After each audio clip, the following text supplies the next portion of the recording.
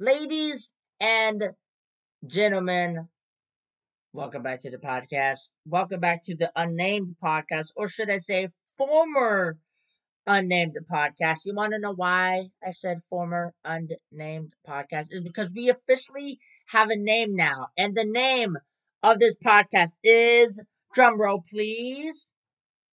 Boop, boop, boop, boop, boop. I might put some sound effects in, maybe, or maybe not. Imagine if I just put crickets in. That would be crazy. But anyway, the name of this podcast is The Forgotten Souls. That's right, guys. This will now be known as the Forgotten Souls podcast. I hope you love it, because if you don't, then that's unfortunate, because that's the name of the podcast, and it is what it is. But yeah, I am actually here by myself this time. Silent is not. She is dealing with some stuff. So I'll leave Silent's YouTube channel in the description below. Go subscribe to her and tell her how much you love her and appreciate her, cuz yeah, she's going through it right now. But I'm here alone by myself holding down the fort, cuz yeah, I want to try to do this podcast every single day. And I have some guests that I could bring on, but everyone's busy right now, and I kind of need, like, I'm filming this like literally at midnight on Sunday, so I have like less than 24 hours to film this, edit it, and then put it out. So yeah, just I can't be waiting for the guests right now. I have to just do it. But anyway, on the top of the screen, it has my Cash App and my Venmo. If you want to donate to me, because yeah, I'm trying to get some stuff, and it'll help me. It'll help the podcast so much, and I would love you guys forever. I would appreciate you. So if you want to donate right now, my Cash App and Venmo will be up top, and I'll split it with Silent. So like, let's say you give me $10 via Cash App, I'll split that. I'll keep five, and then I'll send Silent $5. Because I'm not the only one. Like, yes, it was my idea for a podcast, but I'm not the only host. Silent is a co-host. We're doing this together. So yeah, if you want to send me money, do it via Cash App and Venmo. You don't have to. It's not like required or necessary, but I would appreciate it so much, and it would help the podcast be better, because I'm a broke motherfucker. I'm gonna be honest. Don't got no money. Sorry for my language. I'm tired, man. I'm just saying some stuff, but yeah, don't really get a lot of money. So every little bit of money I have is going into this podcast. So yeah, if y'all could, donate to my Cash App or Venmo, it's up top of the screen. If you can't see it, my Cash App is Tiger1308, so 1308, and same with Venmo. It's Tiger1308. So if you want to donate some money, Cash App, Venmo. I don't really use PayPal, so if you don't have Cash App and Venmo, then I'm sorry. Cash App, my PayPal has actually been hacked multiple times, which is unfortunate. So I don't really use PayPal anymore. So I usually use Cash App and Venmo. Those are the two sites I use to like send and receive money. But anyway, Cash App, Venmo, they're up at the top if you want to donate. Like I said, it's not required, but it would be very much appreciated, and I would just I need it. Anyway, ah damn, my mouth is dry.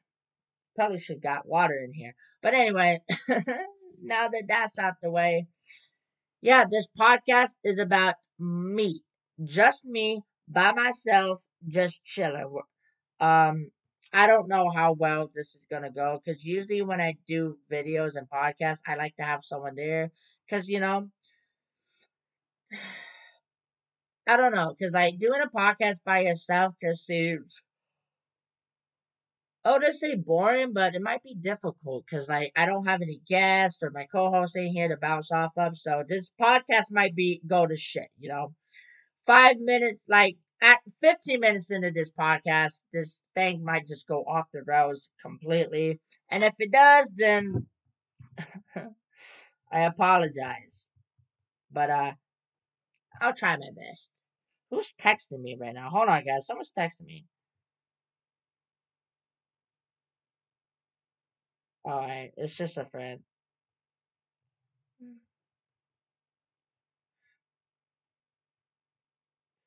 Alright. But anyway, guys, so yeah, this might go off the rails. We're gonna see how well this goes. But yeah, if you want to kick it with me for a while, be patient with me and we'll have some dumb fun, man. We'll have some dumb fun. So yeah, like I said, the Forgotten Souls, that's the name. I asked some people, I even did a poll, and you know, I gave people four options, and most of them like the Forgotten Souls. So that's it, man. The Forgotten Souls podcast is official. So anyway, so we're gonna. This podcast is about me, so I'm gonna tell you a little bit about myself. So I am a male. You know, I got brown hair, hazel eyes. Um, I'm identifying myself as if you never saw me before. Obviously, if you watched my channel before, you know what I look like. I don't know. But if you don't, brown hair, hazel eyes, good looks, I'm 5'7", very short. I mean, 5'7" is technically around the average height for a guy, but, you know, people keep calling me short for some reason. They're like, oh, you're so short. And I'm like, bro, 5'7" is like the average height for a male my age. So yeah, I'm 20 years old.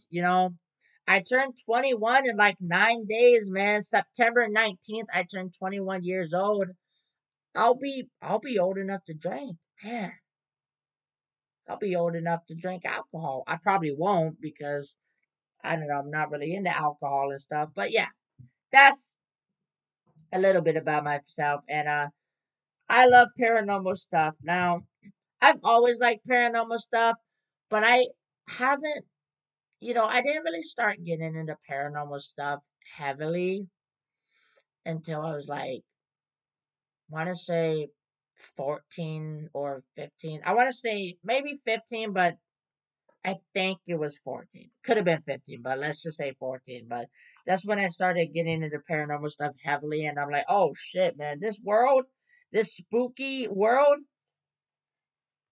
kind of dope, man. Not gonna lie, kind of dope, and I dig it, man. I dig it. But actually, here's the thing. The first introduction was I watched these guys, Sam and Colby. Y'all probably know of them. If you're a fan of the paranormal, everybody knows who Sam and Colby is. They have like, I want to say they have like about maybe 10 million, if not almost 10 million subscribers. But yeah, man, I first found them like 5 years ago. They weren't like doing these heavily paranormal stuff back then. They were like doing exploration videos and stuff, back in the day. But yeah, saw Sam and Colby do some paranormal things, and I'm like, okay, they got me hooked. And I did more research, and I saw other people, and I'm like, man, and it's just I went down a rabbit hole. I just like I was searching, and I'm like, man, oh man, this is cool.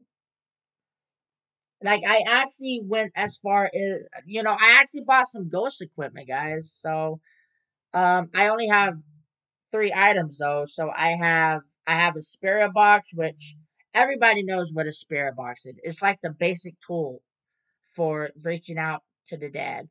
But if you don't know what a spirit box is, it's basically like this little device. It's basically a radio, right? It's a radio and it cycles through radio frequencies quickly. And I don't know how it works, but spirits can like use like the radio sounds and electricity and stuff and kind of like they could basically take the radio stations and kind of morph them into words and they can speak through the radio. I think it's really cool. I'm not sure how it works, but yeah. And then the second item I have is I have a K2. And if you don't know what a K2 is, it's basically like a device that picks up like electricity or like stuff like that, electric currents in like the air.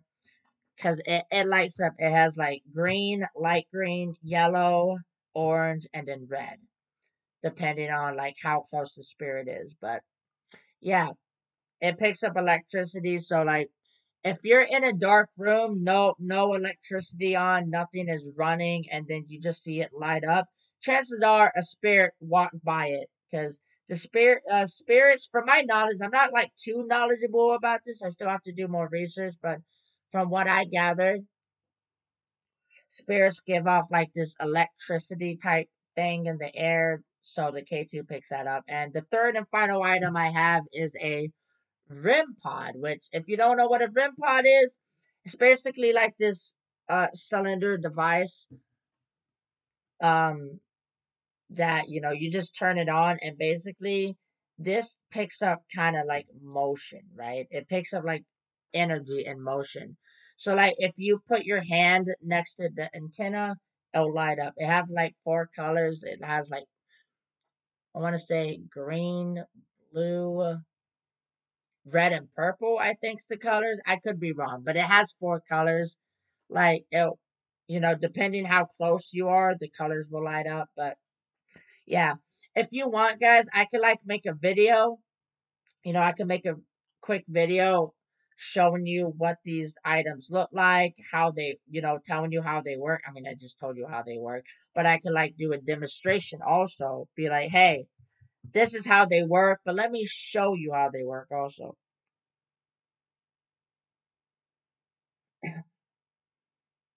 But yeah, if that is something you guys are interested in, let me know. I don't mind making a video, informing you.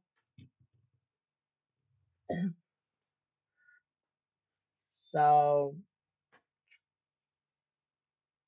give me 1 second. I gotta go get water real quick. I'm just leaving in the middle of the podcast. I'm gonna go get water real quick, and I'm gonna bring it back because I'm gonna be talking by myself, and I don't have anybody to like, talk. So bro, my mouth is gonna be dry as hell. So I'll be right back. Give me 1 second.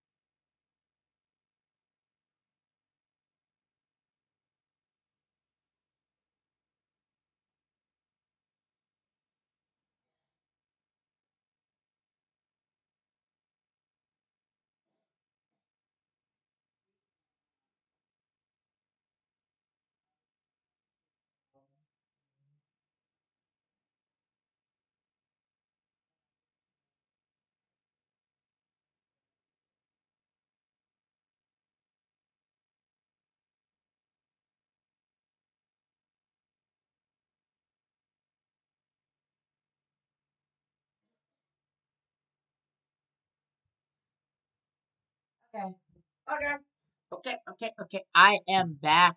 That took me longer than I thought. Alrighty. Okay. Jeez. Also, if I'm coughing a lot or clearing my throat, my throat's dry.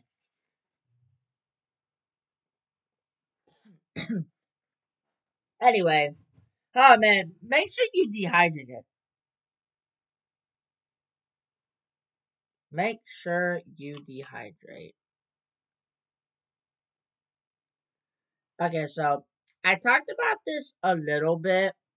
I talked about this a little bit on the first episode, but haven't really had much paranormal experiences, to be honest with you, which kind of sucks because I'm just like, bro.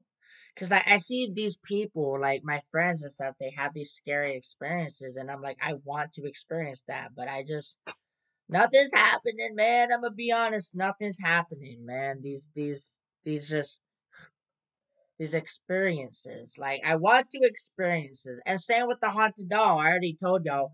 I tried to buy a haunted doll not once, not twice, but three times. Three different dolls I bought.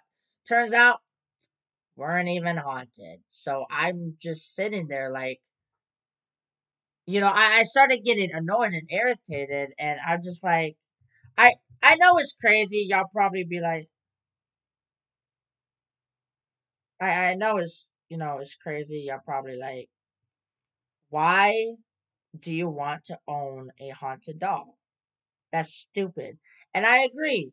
It is kind of stupid, but I do not care. I want to own a haunted doll because, like, think about it. If I get a haunted doll, right, and stuff starts happening, crazy shit start going down, that's, I got good podcast stories that I could come on the podcast and tell you, hey, man, shit went down, bruh.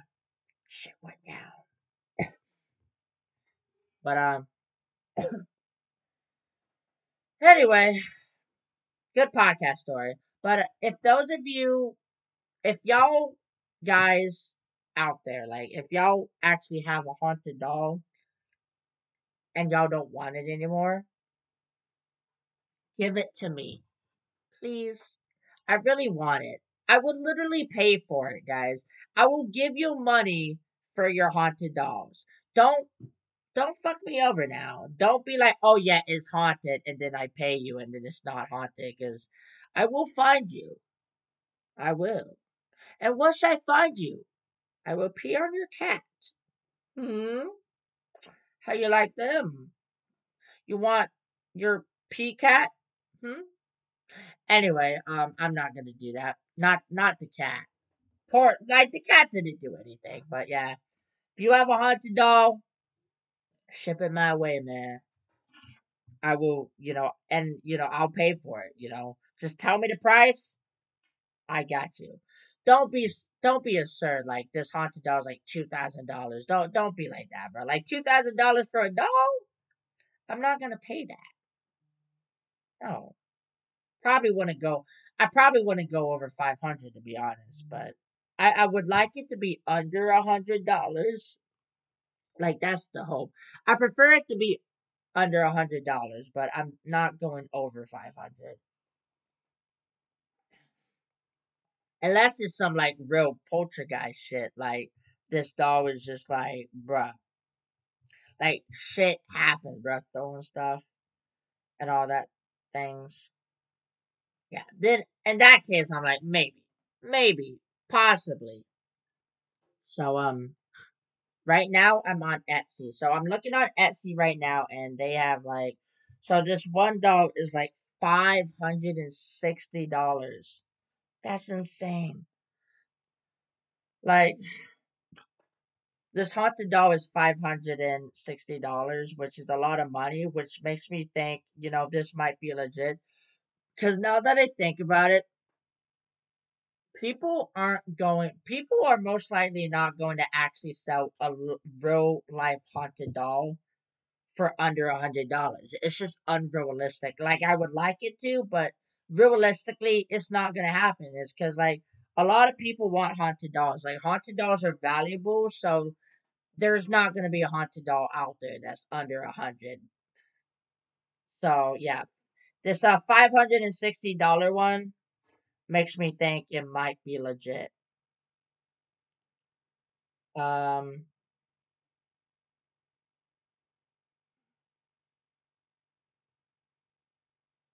can I see any information about it? No, I can't. Okay. Okay, the description says haunted doll, positive, Carmela, multitasking witch spirit, strong healing, drawing spirit, powerful healer, extend life, fierce protector, motherly. That's that's the description. So there's some details about the doll. There's a lot of holy right. So there's some details about the doll and the whole. Oh my holy god damn it! That's a lot of words. Probably not going to read everything, but basically, this haunted doll is active. Ventures porcelain doll spirit, companion, spirit family, spirit keeping, haunted adoption, strong multi. Okay, well that's just like anyway. Those are just like the description and stuff, and then I guess it goes into like the story and stuff. And this beautiful vintage vessel resides Carmela, a 51-year-old multitasking healing witch spirit that lived in Mexico in the 1900s. She came to me 5 years ago from the collection from Lisa, a medium and spirit keeper in London, from where I have. Okay, but I don't know. It's just like when it comes to haunted dolls,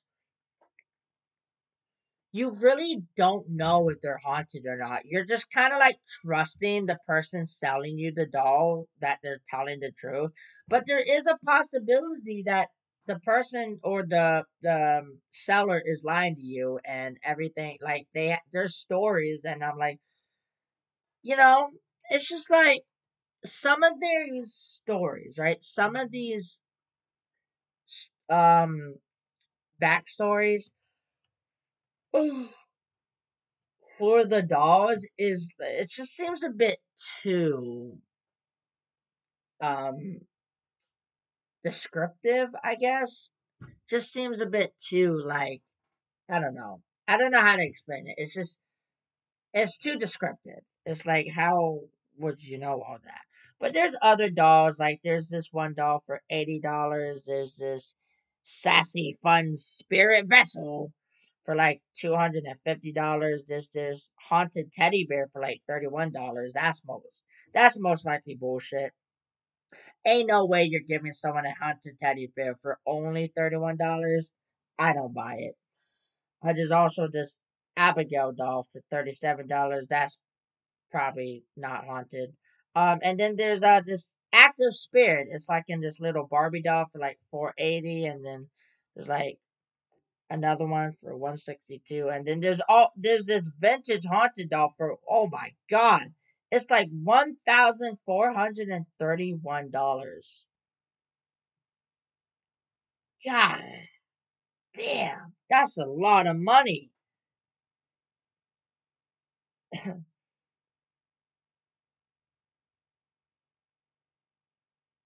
Wait, hold on. Is this the same? I don't know. Actually, I'm starting to think that's not real either.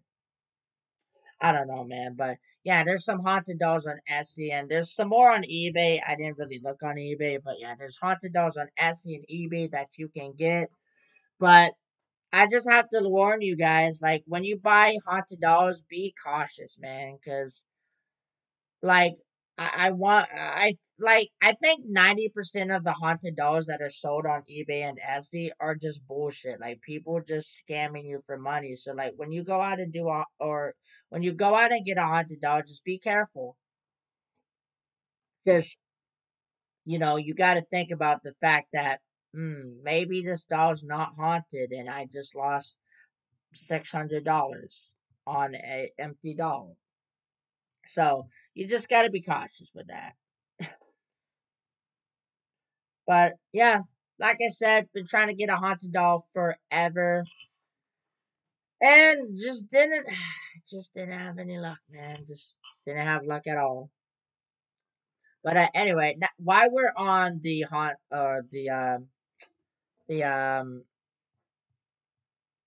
yeah, what was I going? Oh yeah, why we're on the topic of haunted dolls. Let me tell you, there's like 7 haunted dolls that are allegedly haunted. So the first doll we got is Renesmee.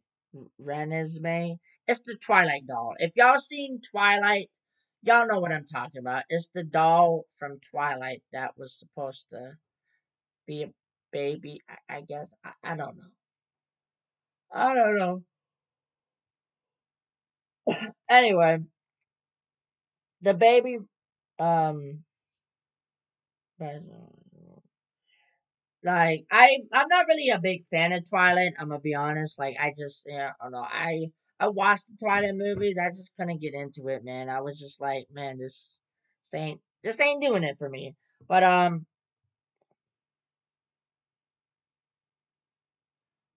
anyway, after the Twilight movies concluded and stuff, um the doll is now because like at the time people were like, oh, it's fine, it's just a doll and stuff. But after the movies ended and stuff, and the doll was like put away and stuff, I guess.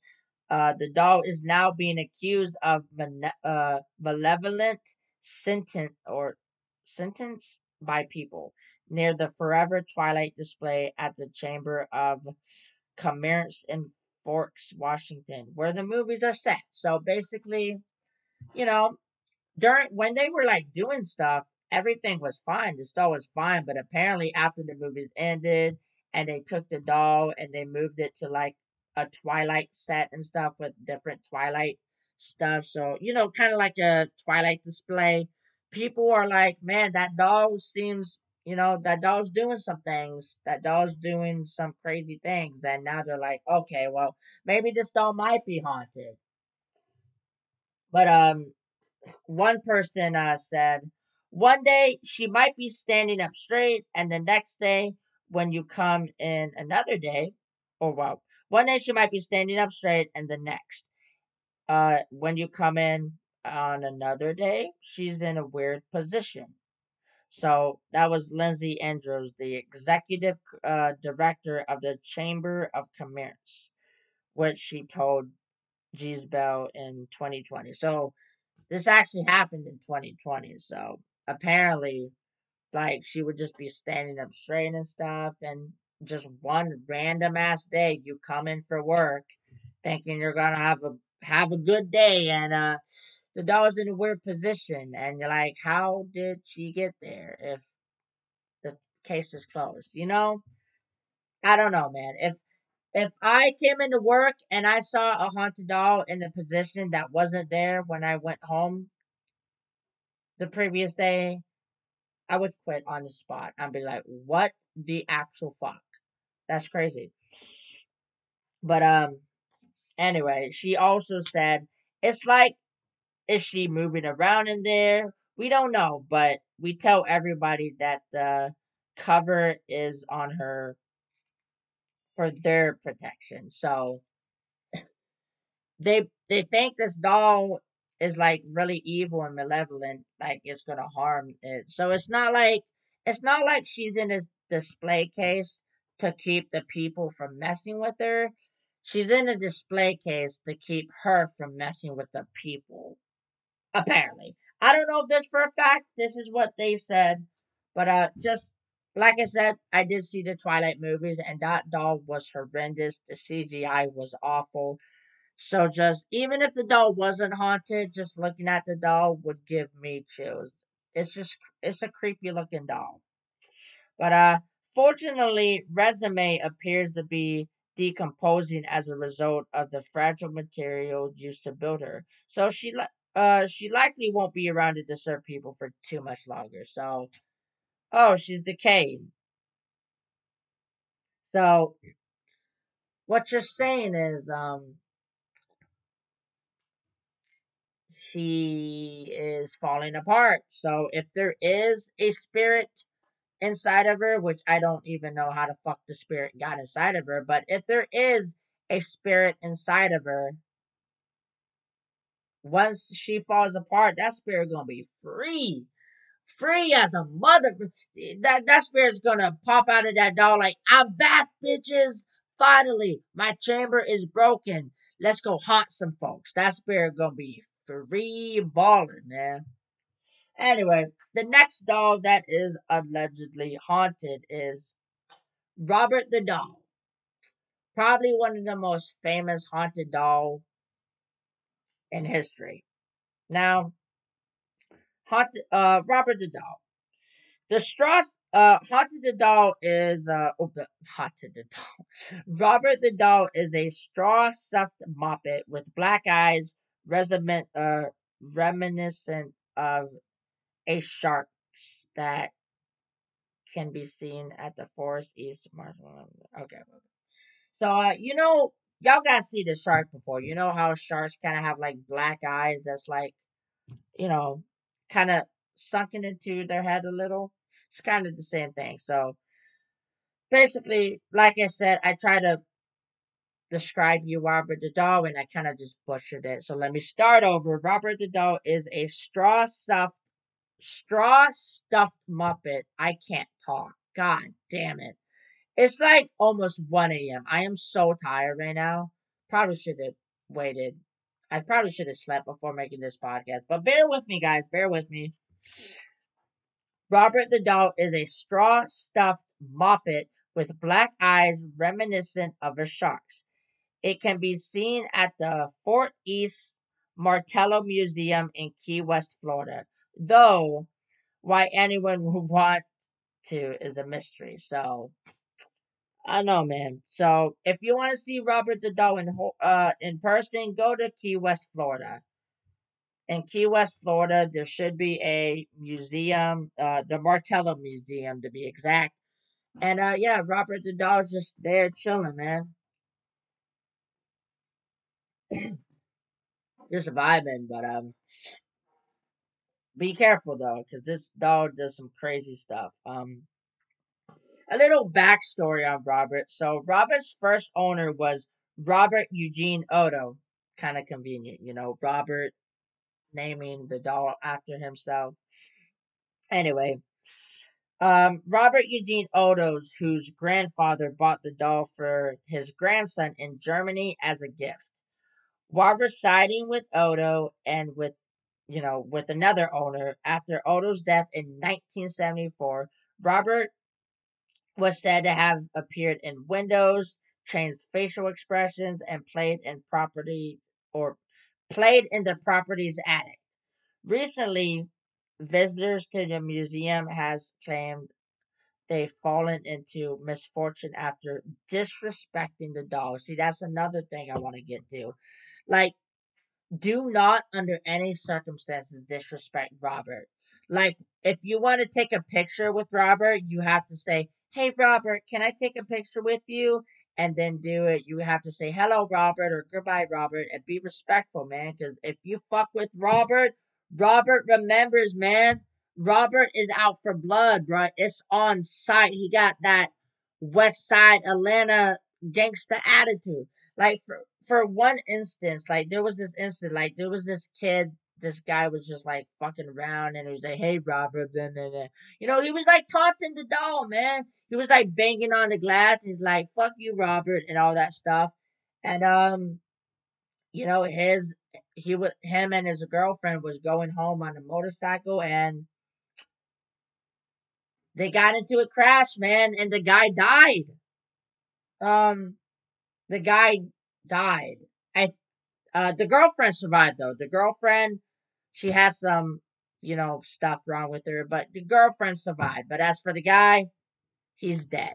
I could be saying the story wrong, but I'm pretty sure that how it went. Like, um, I heard the story like 8, 9 years ago, so maybe I might be remembering some parts. But yeah, that's just, bro. Just don't fuck with Robert, man. Don't fuck with Robert. Be nice to Robert and he will leave you the hell alone. But if you fuck with him, he's gonna make your life miserable. Just remember that. Anyway, even souvenirs don't appear to be safe from Robert's influence. Yeah, Robert's also a thief, apparently. Robert be stealing all kinds of shit. So you better keep a zipper on your pockets, cause he's coming for your cash, man. Musician Ozzy Osbourne once blamed his health issue on a replica Robert doll he purchased from the museum. I think that's a bit of a stretch, though. Like a replica, I mean, maybe it might have bad energy attached to it, but saying, "Oh, I have health problems because of this doll," I mean, I think that's a bit of a stretch, don't you think, guys? Bit of a stretch. Anyway, this next doll. Ooh, this next song is probably one of the most, probably, this might be the famous, and this is the Annabelle doll. Not the Annabelle doll from like the movies, the Conjuring movies and the Annabelle movies, but this is like the Raggedy Ann Annabelle doll, the original. Anyway, so like I said, the Annabelle doll was made famous in the series of films spun off from the Conjuring franchise. So Annabelle first made her appearance in the Conjuring movies, and then she had like 3 spin-off movies.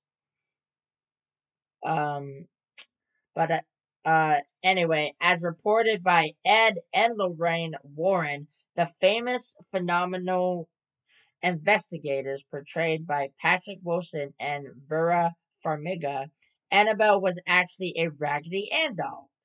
Which, if you don't know what a Raggedy Ann doll is, it's a red-haired rag doll, introduced in 1950. If just type in Raggedy Ann doll and a picture will pop up, and yeah.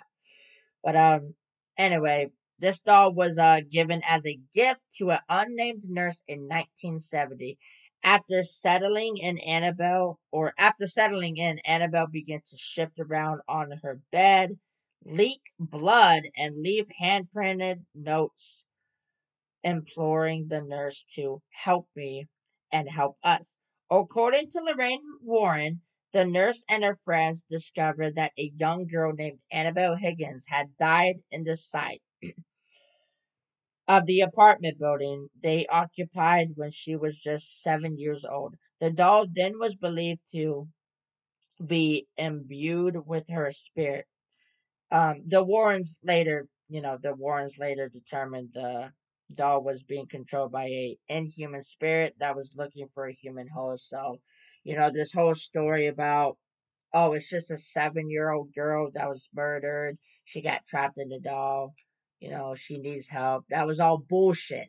All right. It was a demon. It was a demon lying. A demon pretending to be a little girl to try to get a human close enough or vulnerable so it could jump from the doll into that person. So, yeah, that was the plan, man. So, you know. Anyway, the doll is now located at the Warrens Occult Museum in Monroe, Connecticut. Annabelle has been blamed for a visitor's fatal motorcycle accident. The man apparently taunted her before diving off to his fate. Oh, I fucked up the story.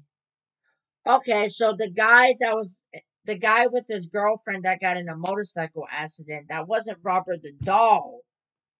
That was the Annabelle doll. Okay, I completely fucked up.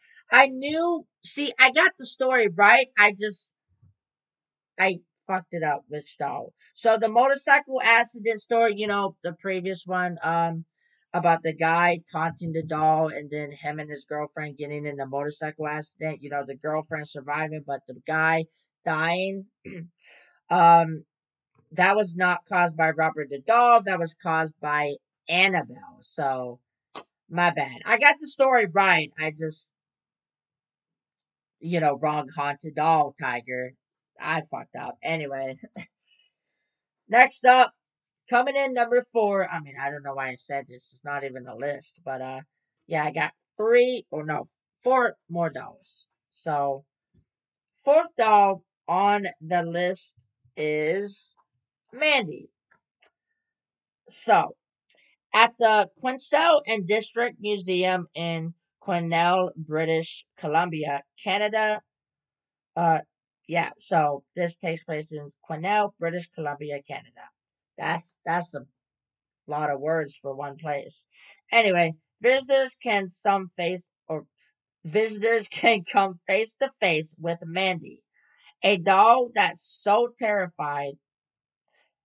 The doll that so terrified her original owner that she was given up.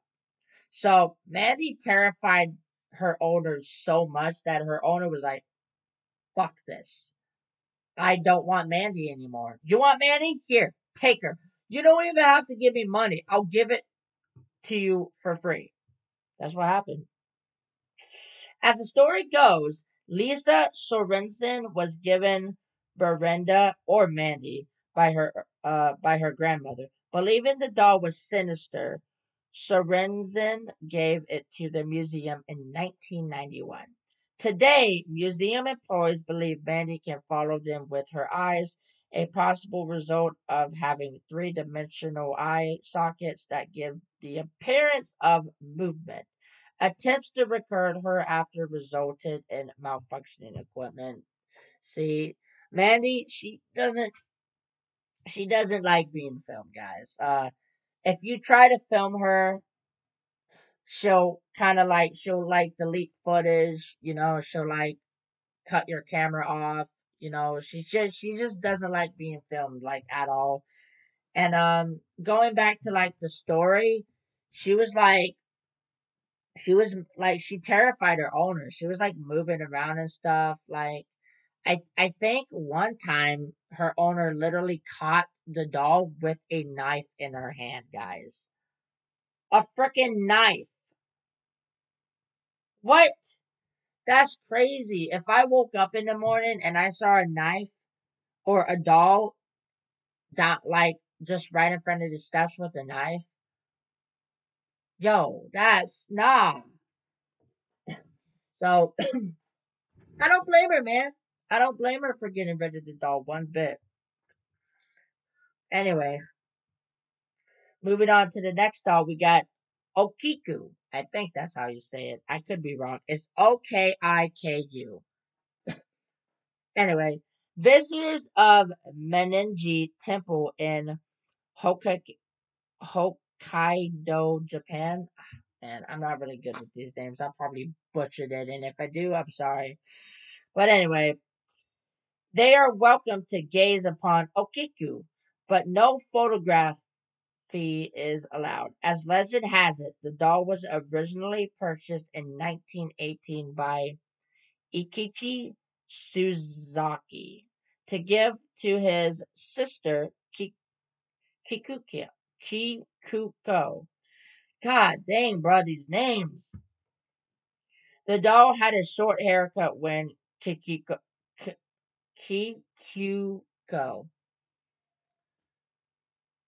See, I can't. I'm not good with Japan's names. Like I'm dyslexic, guys. So just I know just can't. I just can't do these complicated names. Struggle to read. We're just gonna move past it.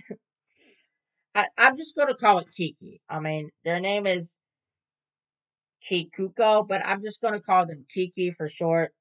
Easier for me. Anyway, the doll had a short haircut when Kiki tragically passed away the following year. Okiku's hair began to grow out. When the family moved away in 1938, Oki they gave Okiku to monks at the temple. Today, her hair is nearly down to her knees. Some observers also report that a close inspection of Okiku's mouth reveals unrupting teeth. So you're telling me this doll is becoming human, Chucky style? So this person died. They must have got trapped in the doll, and now they're technically becoming the doll, like Chucky from Child's Play. The hair is growing, so they got real hair, and now you're telling me that people expected this doll, and now this doll might have actual human teeth, real life teeth. That is freaky, freaky at all. Anyway, all right, number 6, we got Island of the Dolls. Now, Island of the Dolls is not actually a haunted doll. It's more like, you know, exactly what it says. It's an island just full of dolls, man. If you haven't seen a video of the Island of the Dolls, go watch it. It is some scary ass shit, I'll tell you that. Adventurous tourists near Mexico City can make a stop 17 miles south to La Isla, La Isla de la Muñecas, or also known as Island of the Dolls for us Americans. A tiny floating garden which is populated primarily by creepy dolls of every type. Local lore has it that the island caretaker Don Jolene Santana Barbara, I think that's how you say it, once came across a young girl who had drowned, though some say he simply imagined her, which is, possible. You know, could be, it a could have been a hallucination and stuff. But anyway, I digress.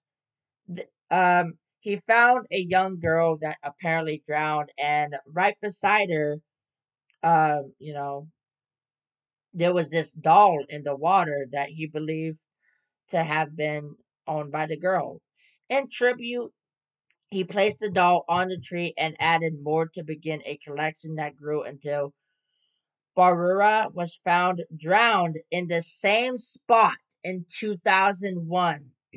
Today, the property is awash in dolls in various stages of creepy despair, with some visitors believing the dolls are possessed. Do you think the dolls of the island of the dolls are possessed? Do you? I don't think so. In my personal opinion, I don't think the dolls are actually possessed. I think the island might be cursed, but I don't think the actual dolls themselves are possessed. So, gotta drink water, man. My mouth's dry. God dang. Anyway, the final doll we got is Elsa. Yeah, and I'm talking about Let It Go. Man, I can't sing for shit. But I'm talking about Frozen's Elsa. Like Elsa, Elsa doll from the Frozen movie. That Elsa. Now, fans of the animated hit Frozen know Elsa in Forlorn Princess, whose powers have regulated her to an endless winter. For a Houston family, but you guys know, like, if you don't know Frozen, then you must be living under a rock. We all know Elsa. That Let It Go song was drilled into my brain nonstop. It was like Papa, right? Elsa is just she's that girl. Anyway, enough about Frozen. For a Houston family, buying an Elsa doll apparently regulated them to endless problems. The Madonnas claimed that the mass market doll ex uh inexplicably okay inexplicably, God dang, I knew that word, I just couldn't think of how to say it. Anyway, they switched between English and Spanish voices, even when it was turned off. After throwing it away, Elsa inexplicably, yeah, explicitly returned to the family home. The family stuffed the doll in two garbage bags and discarded it, but Elsa returned a second time, none the worse for the wear. The family then mailed Elsa to a friend in Minnesota, where she appears to be content for now. So basically, they try to get rid of this Elsa doll, right? They try to get rid of this Elsa doll, and yeah, Elsa was just like, nah, I kind of like it here, man. You got a nice house, honestly. You got a nice house, and I dig it, man. So, let me stay here. Let me stay in this nice house right now. But yeah, that's kind of funny if you think about it. They tried to get rid of Elsa, and Elsa was just not having it. She's like, no, I'm staying in this damn house, and you're going to like it. All right? You feel me? But yeah, eventually they shipped Elsa all the way to Minnesota, and Elsa like, you know what? Kind of like Minnesota. Minnesota's really not that bad, not that bad at all. So yeah, this I don't know. It's not funny because it would probably scare the living hell out of me. But just the fact that they tried so hard to get rid of Elsa, but Elsa was just not having it. She kept coming back. It's like, man, Elsa didn't want to leave, man. Elsa didn't want to leave at all. But yeah, we're talking about William Afton always comes back. Elsa always comes back too, apparently. Anyway, guys, we'll probably go more into the dolls when silence here, because I am fascinated about the haunted dolls and the stores and all this stuff, but I kind of want Silent to be here. So, once Silent is feeling good to go, she returns to the podcast, me and Silent will get together and we would dedicate an entire podcast specifically for the haunted dolls, man, because like I just told you like a brief description and a little stuff that's going on, but these dolls, bro, their backstory is just it goes so much deeper and there's so much details I left out. So yeah, like it says, once Silence, returns to the podcast, we will do an entire episode, just an entire podcast episode dedicated to haunted dolls, man. And if there's any if there's any specific haunted dolls you want us to cover in that episode, leave them down in the comment section below. Um, so yeah. Uh, anything else? I'm just kind of, I don't know if you can tell by now, guys, but I'm just kind of winging it because I wasn't really planning on making a podcast episode today, quite frankly, because like Silent couldn't make it, so I'm like, okay, let me just find someone else. And my brother was busy, and another friend I asked was busy, so I'm like, damn, well, I guess we'll just skip out on this episode, skip out on a week and return next week. And I'm like, okay, well, but then I was thinking, I'm like, no, I gotta stay consistent. I gotta give the people what they want. The people want the podcast, man. I told the people that this podcast is going to happen, right? Every single Sunday, this podcast is coming out, whether I like it or not. If I had the flu, if I had the flu and I could barely walk and barely speak, I will still sit in this chair and make the podcast because y'all deserve that, man. I would literally put myself in the hospital just to get this podcast episode out. But like, man, there's a deal, man. I told y'all. I said every single Sunday, y'all gonna get a podcast episode, and that is what I plan to do. So yeah, man. But like I said, I just been winging this entire podcast because everything I planned to do kind of fell through, man. So what happened was I just hit record and I just started talking. This mainly this podcast was just going to be about me, you know, getting to know me, the man behind this podcast. Um Getting to know the real me and somehow it turned into talking about haunted dolls. Crazy how that works. See, this the same thing happened last podcast, the first episode. Me and Silent started talking about haunted stuff, and then somehow we switched into like YouTube and all that stuff. And then by the end of the podcast, we were able to, get back on the paranormal haunted track. So I don't know, man. Gonna be plenty more of these where it's come from, man. But think that's gonna leave it here, man. I'm just gonna end the episode here. Um, actually, let me look up some haunted places real quick. Let me get on my computer or well, my phone, and let's look up some haunted places because you know, like I said, this podcast kind of went off the rails within 5 minutes. So I'm winging this entire podcast anyway. Might as well wing it some more. So, you know, I talked a little bit about myself. I didn't really go into depth. I'm planning on bringing my brother on this podcast, and once my brother comes on the podcast, you know, yeah, once my brother is available, I'll bring my brother on the podcast, and we'll dedicate that episode to actually getting to know me.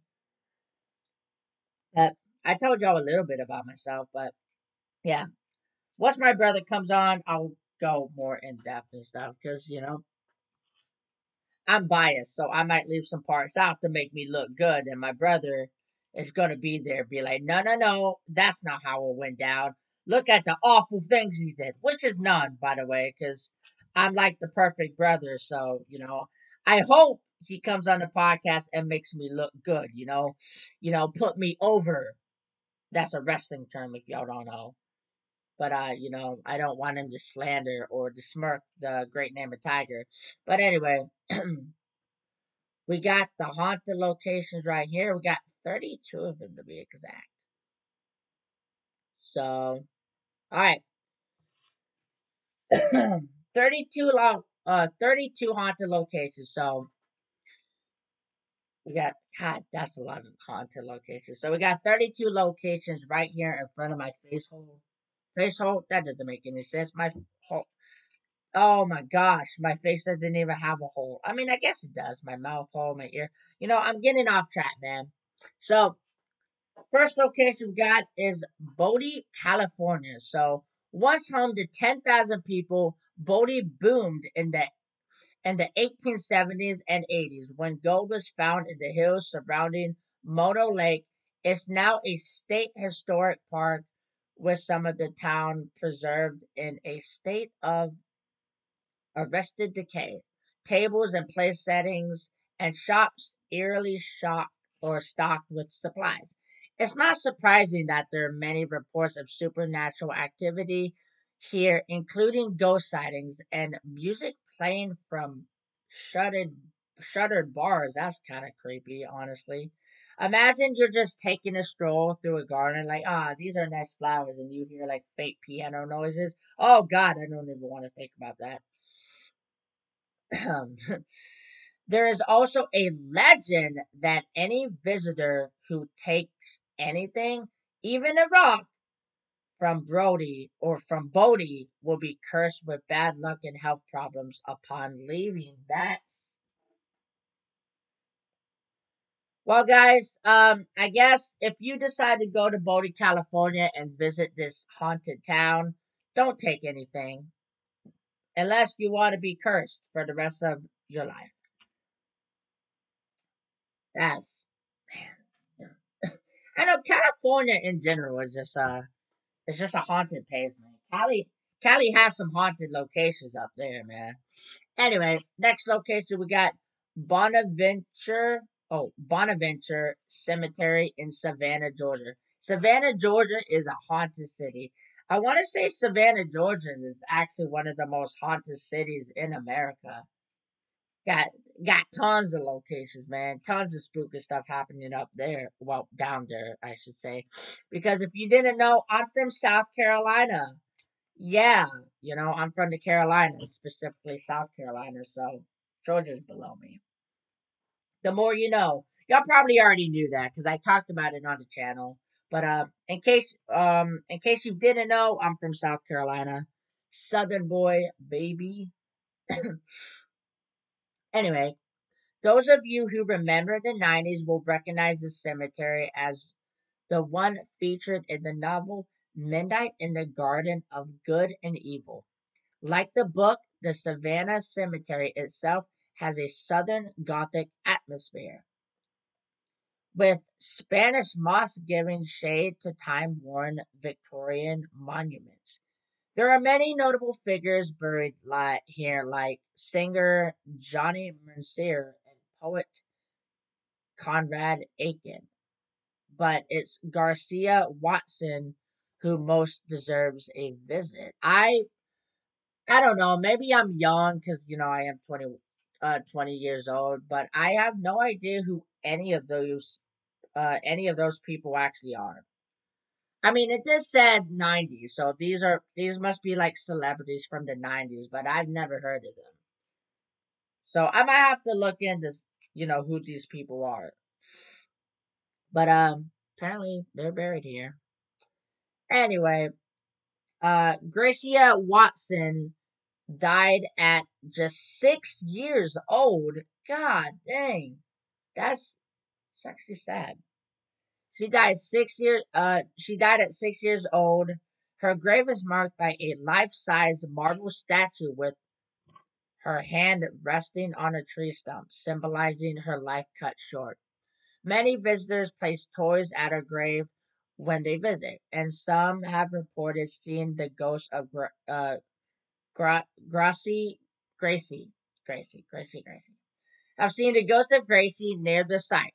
Other spooky accounts of the Bonaventure include inexplicable sound like crying babies and barking dogs, and statues suddenly smiling as people approach them. That's oh, oh my god, bro! Imagine you're walking in this park and you just see a fucking statue smiling at you.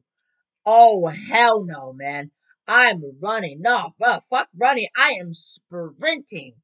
Bro. I swear to God, you're gonna clock me in fat. Like I'm gonna have a faster 40-yard dash than Usain Bolt, man. I'm a zoom out of there, man. A statue smiling at you. Imagine how terrifying that is to witness.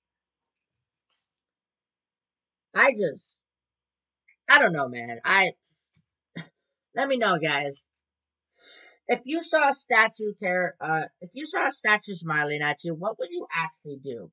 Would you run away? Would you stay, be like, "Hey, statue, hey"? Would you smile back? Would you dab up the statue? Would you be like, "Yo, what's good, statue? Let me dab you up real quick, homie." But yeah, I probably would run away. I mean, when I get scared, I'm gonna be honest, guys. Let me know. I'm asking you a lot of questions this podcast, but let me know how do you react when you get scared? Personally, personally for me, when I get scared, um, when I get scared, I kind of freeze up.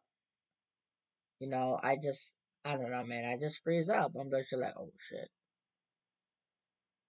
All right, and ready for clap? It's a scary time, guys. It's a scary time, but yeah,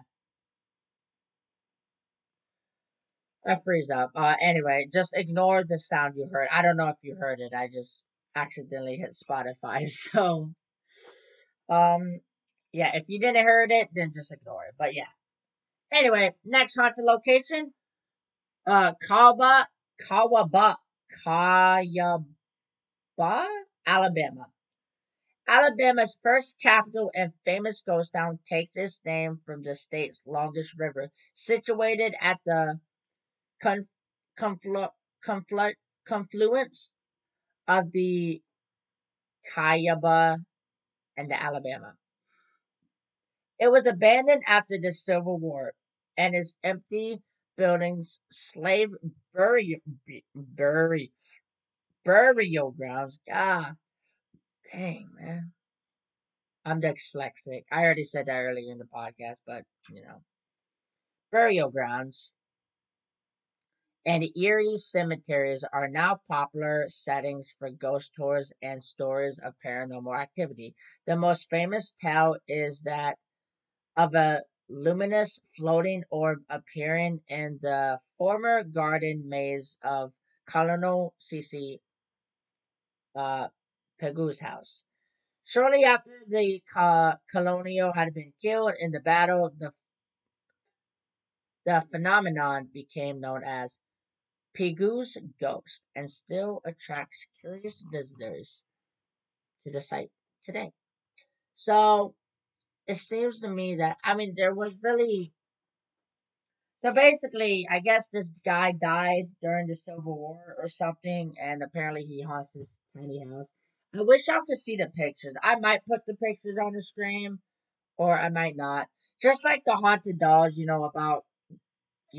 we'll dedicate an entire episode to the haunted dolls. We'll do the same with locations. Like, we'll dedicate an entire, um, we'll dedicate an entire episode for haunted locations. So, anyway, the next location we got is Calacazoo. We got the Cal Courthouse in Lake Charles, Louisiana. So, Tony Joe Henry was a former sex worker who reached national levels of infamy when she killed a man in cold blood in 1940. You know, it's always a good haunted story when, um, a prostitute kills someone. But why? I guess this man didn't pay her. She was like, let's have sex for money. She had sex with the guy, and the guy was like, haha, you fool. I ain't giving you shit. And she was like, oh my god, you bitch! And killed him. I think that's what happened. I imagine.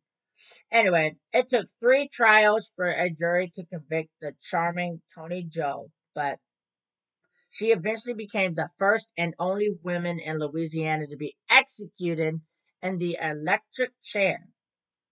However, her spirit is said to remain in the courthouse where workers can feel her presence and even smell her burning hair. Many claim she meddles with everyday life at the courthouse to make life more difficult for the employees, locking doors and finding or fiddling with the office equipment. So, yeah, you had this prostitute that for some reason killed someone in cold blood, may I add. And yeah, apparently she's the only person ever in the history of this world to be executed in Louisiana by the electric chair.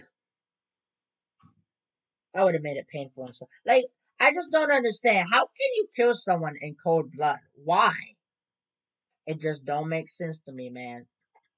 Anyway, the next location we got is the Crescent Hotel, Eureka Springs, Arkansas. So, since its construction in 1886, the Crescent Hotel has served several purposes: luxury resort, conservatory for young women, junior college. Um, but the strangest mark on its history came in 1937 when the when it got a new owner, Norman G. Baker. Baker was a millionaire inventor who decided to pose as a doctor despite having no medical training, may I add. So, he didn't go to college, he had no medical knowledge, but he's like, you know what? Let me just become a doctor. I know I don't know what the fuck I'm doing, but it can't be that hard. Don't do this, guys. Don't just. Uh, I already know where this is going. Anyway, he turned the hotel into a hospital that can cure cancer. You can't see me right now, but I'm using quotation marks because he said it can cure cancer, but in reality, he didn't know how to fuck to do it. He was just trying to get money. Anyway, he eventually found out and run out of town. Although resorts say that his spirits found a way back to the site and found some otherworldly company too. The now operating Crescent Hotel is said to be haunted by at least 8 ghosts, ranging from a 5-year-old girl to a bearded man wearing Victorian clothing. So, Viking. But yeah, apparently there's 8 ghosts up in that location. I need to drink some water, man.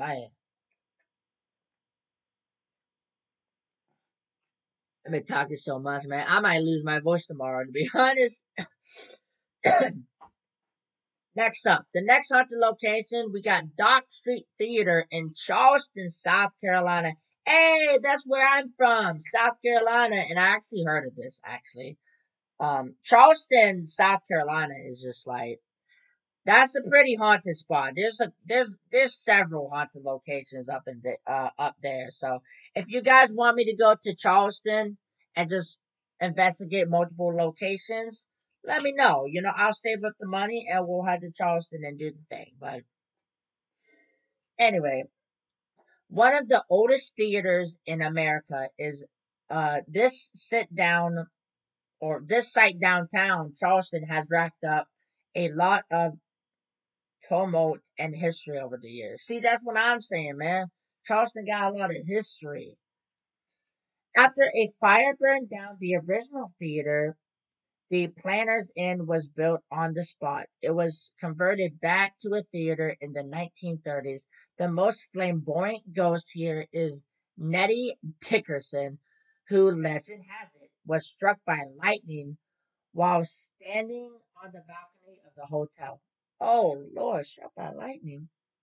Her shadow has been resorted gliding along the second floor of the theater, dressed in a red gown. Also in otherworldly attendance, Junius Brutus Booth, a renewed 19th century actor, um, and he's actually the father of Lincoln's assassin John Wilkes, who used to frequent the inn, who used to frequent the inn. God dang, I don't know why that was so difficult to come out of my mouth, but yeah, man, it's crazy. Junius Brutus Booth was actually the father of John Wilkes. And if you don't know who John Wilkes is the man who assassinated Abraham Lincoln. So um, Booth is the father of the man who assassinated Abraham Lincoln. It's crazy, man. Anyway, next location we got the Driskill in Austin, Texas. Now, the Driskill is a majestic romance hotel with a modern room and an iconic brick facade. Drawing Europeans, tourists, and wedding parties since 1886 is true Austin landmark and, according to some, a true hotspot for ghosts. Travelers have noted eerily abnormal sounds through its ornate corridors, as well as phantom sightings of the hotel namesake Jesse Driscoll, whose portrait still hangs in the lobby. They say Driscoll never recovered from the heartbreak of losing his hotel in a high stakes poker game, and honestly, we get it. I understand. The hotel is a hard one to say goodbye to, but first of all, here's the thing: why in the hell would you bet your hotel in a poker game to begin with? Well, that doesn't make any sense. You literally you literally betted a whole ass hotel, a whole entire hotel on a poker game. You betted this on a poker game. I don't know what to say. Anyway, next location we got the Eastern State Penitentiary in Philadelphia, Pennsylvania. Man, good old Philly. So the castle, like Eastern State's Penitentiary, took solitary confinement to a to new levels. When it was built in 1829, prisoners lived alone, exercised alone, and ate alone. So they were like completely by themselves, I guess. When an inmate left his cell, a guard would cover his head with a hood so he couldn't see or be seen. The prisoners had to abandon its solitary system due to overcrowding from 1913 until it closed in 1970. Although the forms of punishment did not get any less severe, training an inmate's tongue to his wrist, for example. Oh, bro, they tied their tongue to the wrist? What? The site, one of the most haunted places in America, New welcomes thousands of visitors every year. Both of its museums and annual Terror Behind the Walls celebration, which features 15 haunted attractions within the prison walls for Halloween. Reported paranormal happenings have included disembodied laughter, shadow figures, and pacing footsteps. But chaining your tongue to your wrist, that's fuck me, man. We're gonna have to go back to that location. I want to see what other punishments they had because I just can't envision chaining your wrist to your tongue. That's just Anyway, we're going now to Emily's Bridge in Stowe, Vermont. Now, New England is known for its lovely covered bridges, but some are most likely to elicit dread rather than delight. Take Emily's Bridge in Stowe, for example, a 50-foot long bridge that is the site of a young woman's suicide in the mid 1800s. According to legend, a woman named Emily was supposedly to meet her lover at the bridge to elope, if you know what I'm saying. If you don't know what that means, don't worry about it. But if you know, you know. Anywho, um, but ended up hanging herself from the rafters when he never showed up. Today, Emily's ghost is said to maliciously haunt the site, clawing at passing cars and even scratching the backs of pedestrians until they bleed. There are slightly less menacing spooks as well, like images of a white apparition and strange voices and footsteps coming from the tunnel. Why is she so upset though? I mean, I know why she's upset. She got ditched, man. She got ditched on a date. But it's like, what did I do? I didn't do nothing. Why you mad at me? Anyway, next location, we're going to Gettysburg, or yeah, we're going to the Gettysburg battlefield in Pennsylvania. So, the Battle of Gettysburg was one of the bloodiest in American history, with somewhere around 50,000 young men dying in 3 days. Like, it was a 3 day conflict, and in those 3 days, 50,000 people died. That's insane. Many of the soldiers never received a proper burial after their own untimely death, and many believe the souls of these men now wander the fields to look for their weapons and comrades. Like it makes sense, man. It makes sense. Like 50,000 people is just too much to bury, bro. 50,000 is just too much. Where you gonna put all those people at to begin with? Those were just bodies upon bodies. But anyway, we're traveling out of well, we're still in the U.S., but we're going, somewhere else. Out of like the main states to Honolulu International Airport in Hawaii. Um, Apparently this airport's haunted. So how haunted? We're about to find out. So if flight delays and $13 sandwiches aren't enough to make you fear airports, Honolulu's Daniel K. International Airport, also known as the Honolulu International Airport, um, as an extra feature to strike fear in even the most interbred of travelers. A resident ghost dubbed the Lady in Waiting. The uh, the the apparition is a blonde woman in a white dress who shows up in off limits areas of the airport. According to legend, the woman fell in love with the man who promised to marry her while she was still alive, of course, because, that'll be weird, like, if a guy just ran to be like, hey, ghost, I know you're dead and you're a ghost and stuff, but I'll marry you. So I know it's common sense, but I just want to point that out there. He did not offer to marry a ghost.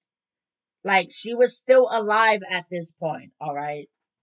I probably should have to specify, but you never know, just throwing that out there. Anyway, then he hopped on an international flight and abandoned her at the gate. Her ghost is still waiting for him to return. People who reported other strange occurrences as well, like toilet paper rolls that unravel on their own and toilets that flush by themselves. Although, when it comes to airport bathrooms, we've seen a lot scarier. I mean, like, if you are in an airport and you have to take a massive shit, just hold it, man. Because, like, airport bathrooms are disgusting. Like, they have all sorts of diseases on their. Like, look, man.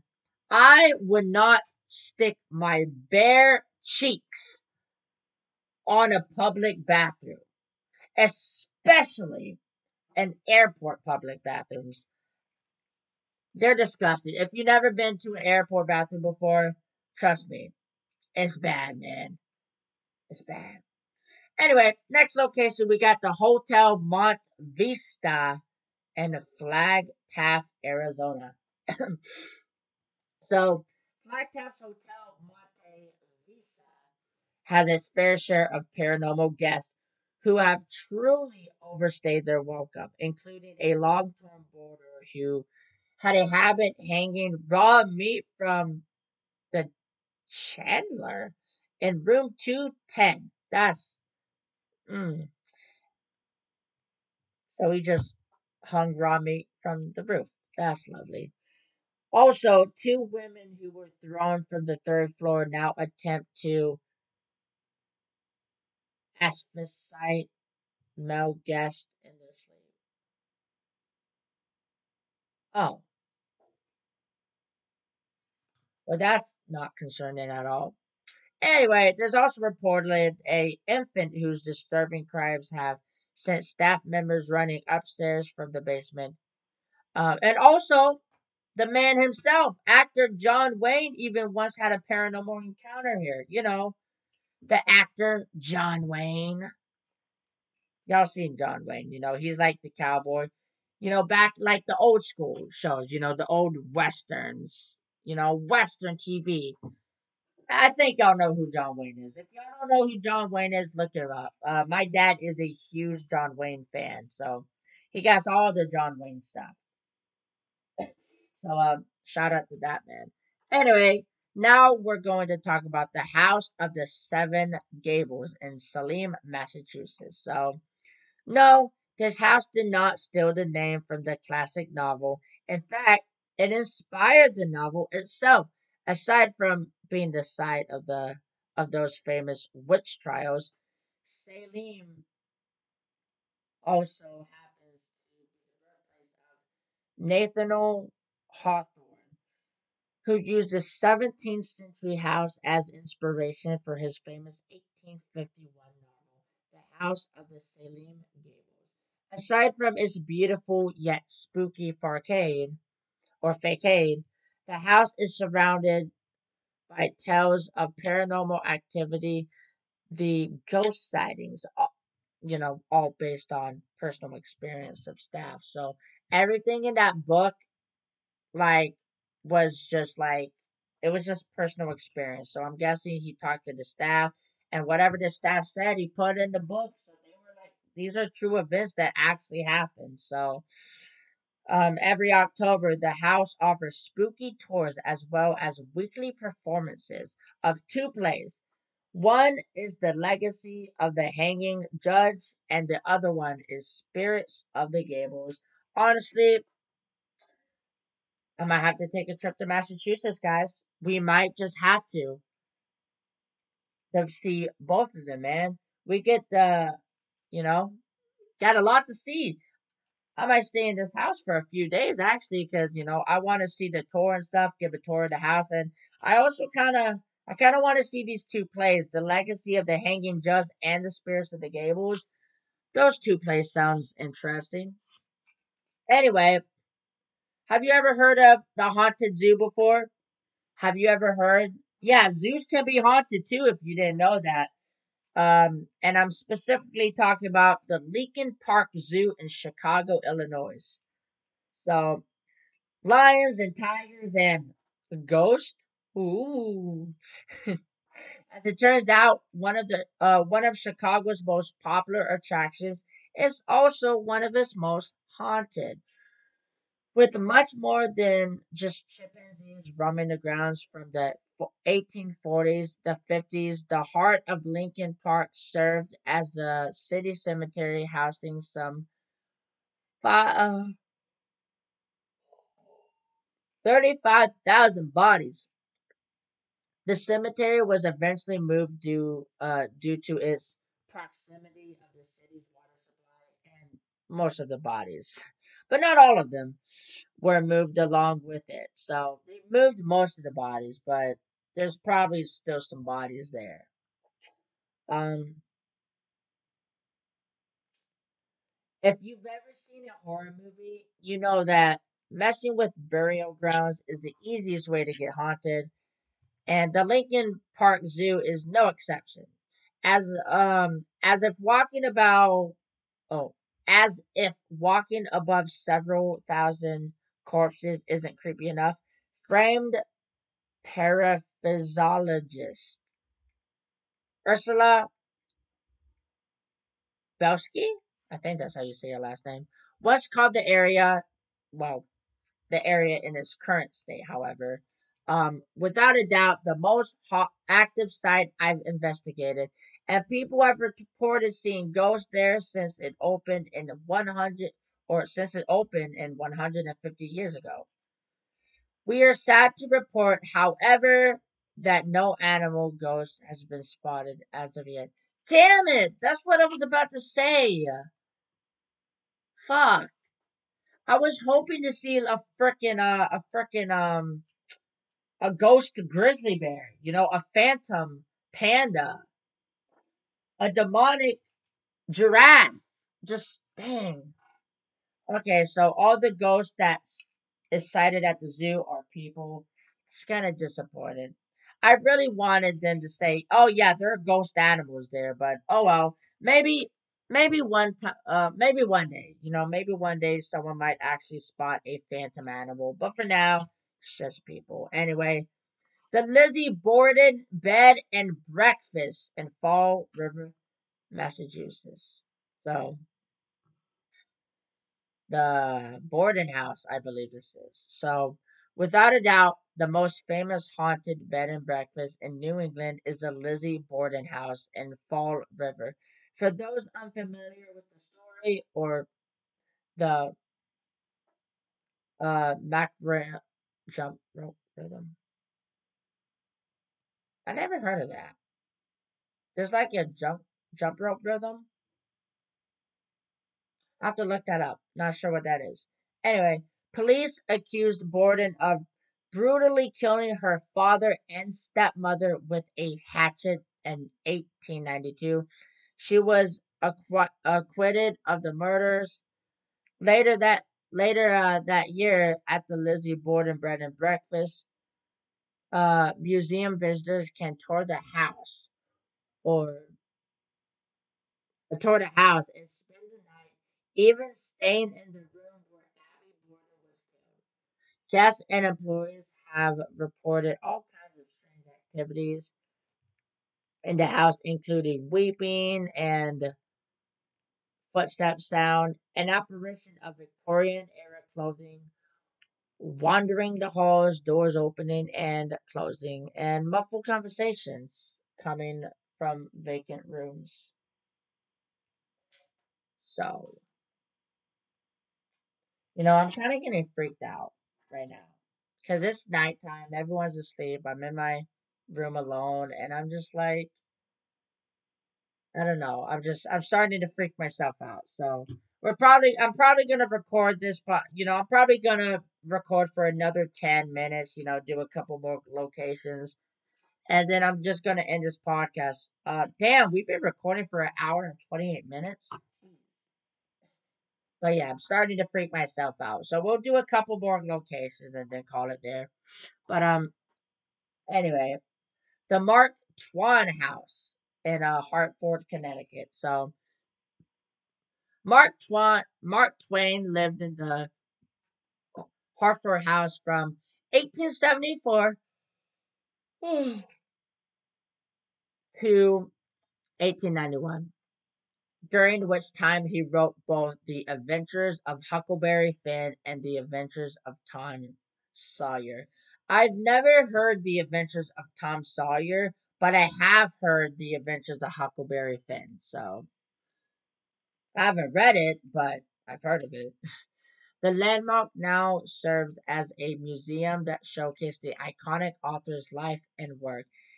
It's also an excellent place to experience the paranormal. Apparently, as visitors have reported things like odd noises and a woman in white. Isn't it always? I mean, come on, guys, be for real. Like, isn't it always like? Isn't it kind of weird that almost every location has their own version of a woman in white. Like that's all you hear. A woman in white is there's always a version of a woman in white in damn near every fucking location. Seems like. Anyway, the billiard room is considered the most haunted spot in the house. It is where Twain used to sit and smoke cigars, and some claim they can smell smoke wafting through the air as they pass through. Okay, not much to say about that. Let's go down. Masonic Temple in Detroit, Michigan. So, with its 16 floors, 1,000 rooms, and Gothic facade, the Masonic Temple is one of the most imposing additions to Detroit's skyline. According to rumors, there also also more to it than meets the eye. Transformers, more than meets the eye. Do Autobots in the city. Okay, anyway, enough of that. According to like hidden passageways, Jesus, and staircases. The most famous urban myth associated with the temple, however, is that of its architect, George D. Madison. Legend has it that um, legend has it that Mason went bankrupt funding the construction and then leapt to his death from the roof. You'll be hard pressed to find facts to back up this tale. So, but it certainly does help explain resorts of ghosts climbing the steps to the rooftop of the building. I mean, does it though? Does it actually?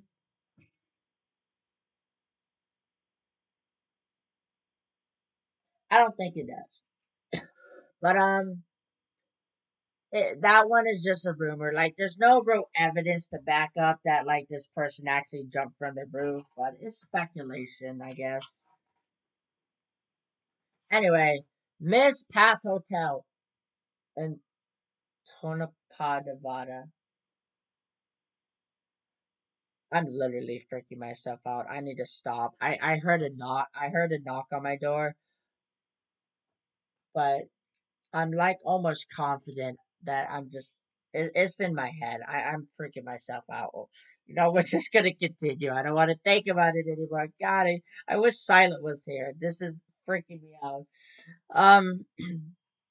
Anyway, the Miss Path Hotel opened in 1907 as one of Nevada's first luxury hotels, complete with solid granite walls and Victorian era doors or decor.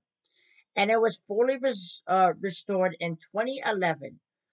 But the Swanky Hotel has a history as blood red as its scarlet furnishings, one it proudly embraces. Legend has it that a woman died on the fifth floor and her soul never left the building. The lady in red. Oh, big dubs! For once in these locations, it's not a lady in white. This time, it's a lady in red. Anyway, the lady in red now reportedly makes her presence known by whispering in men's ears and leaving pearls from her broken necklace on guest pillow. The Miss Path honors, or capitalizes on at least, her reputation by letting visitors stay in the Lady in Red suite and serving the Red Lady Bloody Mary at the hotel restaurant. I never actually had a Bloody Mary before. I know Bloody Mary's alcohol. I personally don't drink alcohol. For one, I'm not 21. 9 days though. Well, 10 days now. But no, it's 9 days. What am I talking about? 9 days, I'll be 21. But for now, I'm still 20.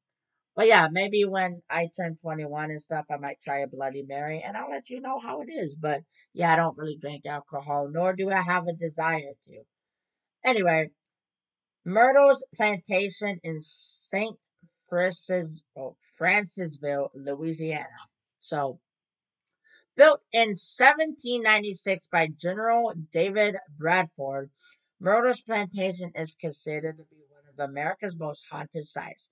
The house is rumored to be on top of an Indian burial ground and is home to at least 12 different ghosts, legends, and ghost stories around, including the tales of a former slave named Chloe who had her ear chopped off after she was reportedly caught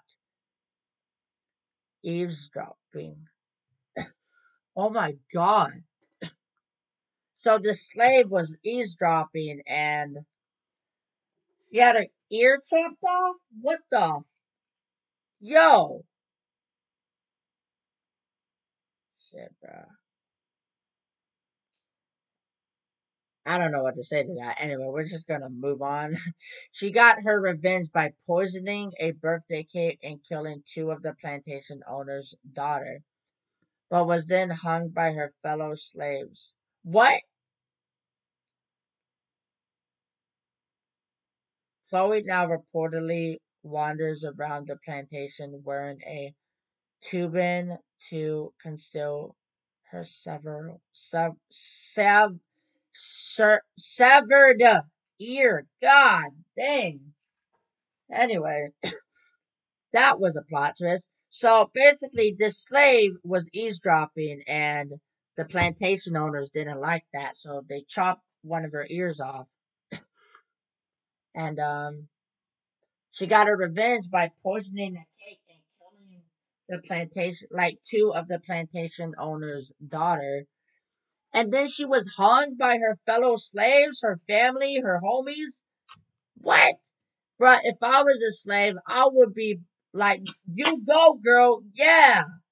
Get that asshole. But they hung her. Why did the slaves hung her? I'm so confused, bro. Why? I just don't understand, man. I don't get it. Whatever. Ohio State Reformatory in Mansfield, Ohio. So, opened in 1896, the Ohio State Reformatory is famous for its Gothic facade and ominous six-story cell block. But its greatest claim to fame is when it served as a filming location for the Shawshank Redemption. Never heard of that. Might have to look into that. Um, though the person was shrouded in terror long before Red and Andy hold up there. Oh, it's a prison. Well, what? Well, it was a prison, I guess. The reformatory closed in 1990 due to overcrowding and inhumane conditions, but not before more than 200 people, including two guards, died in the building. Legend says that the ghosts of several former inmates still roam the halls, as well as an old guard who jabs people with his nightstick. There are various ways for visitors to experience the hauntings firsthand, from 2-hour guided tours to private paranormal investigations. I might have to spend the money for a private investigation. That sounds wicked. Well, house is a bit away though. Anyway, the next location we got is One If by it's the same by I forgot his name, but it's like, one if by land, two if by sea. And that's located in New York City. Often considered one of the world's most romantic restaurants, one if by land, two if by sea has all the makings of a perfect evening. Go to Chandler's, fireside tables, upper cruise cuisine, and about, you know, 20 ghosts. The spirits are reportedly more playful than malicious. Paranormal activities are classic paranormal pranks like flickering lights, tilting picture frames, and moving plates. Some of the most famous apparitions, including a woman dressed in black who walks down the staircase of Ziegfeld Follies Girl. Other people claim that Aaron Burr haunts the restaurant. I don't know who that is though. Anyway, it was his carrier's house. It was his carrier's house back in the day after all. Oh, okay, so he was the owner of it. Okay, got you. Sadly, there are no reports of him performing any songs from the Hamilton's the Hamilton sidetrack. Ah, damn it. But yeah. Anyway, guys, that was a lot of locations. I think this was a solid podcast. We might just leave it there. We talked about a lot. I told you a little bit about myself. I kind of described myself mostly, which y'all already seen me before, so I don't even know why I did that. But anyway, told y'all a little bit about myself. We went into some haunted dolls. We talked about some haunted locations. We've been recording for almost I've been recording for almost 2 hours. I don't know why I said we. It's just me, but I've been recording for almost 2 hours, so I'm just gonna stop here. Silent, hopefully Silent will be back for the next episode of the podcast, but if she doesn't, don't worry, I got a plan. You're either gonna see me by myself talking about some random shit, or I'm gonna bring a guest on the podcast. But yeah, hopefully Silent returns next episode. But if she doesn't, it's all cool, man. I got, I'll access plan B. I don't know what plan B is just yet, but I'll think of it. But yeah, Silence YouTube channel will be in the description below. Go subscribe to her. She's really cool. Send her love. And if you don't, I will find you. And when I find you, I will eat all your cookies. And no, I will not put the plate in the dishwasher. I'll leave it on the table for you to do that. But anyway, guys, like I said, her channel will be in the description below. My link tree will be in the description below. Also, just click on that link and it'll show you all of my socials. I will have YouTube, Twitter, Instagram, and TikTok.